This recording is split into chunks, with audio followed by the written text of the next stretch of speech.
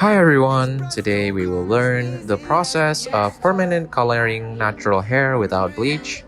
As we can see here is the subjects before the process. The tools and ingredients we use are developer cream, hair dye,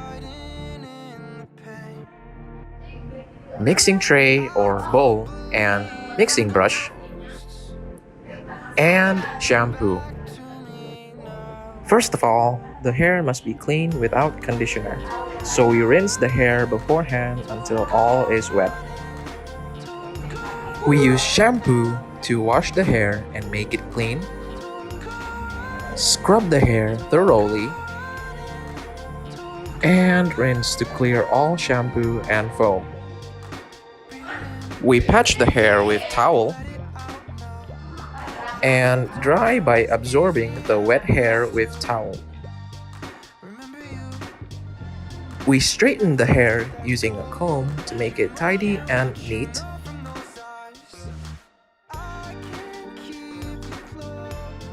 Use a salon cape to cover the body, avoiding impending messes. Further, dry the hair using the hairdryer. Make sure that the hair is fully dry. Pour the appropriate developer cream and dye that is needed into the mixing tray and mix until it is fully blended. Since our customer's hair has never done chemical treatments on their hair, thus we use a developer mix that is 9% equals to 30 volume.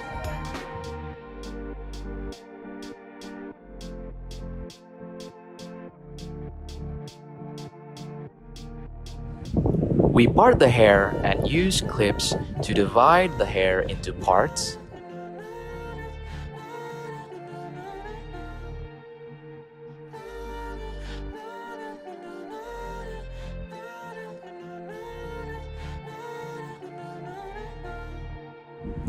We use the mixing brush to dye the hair.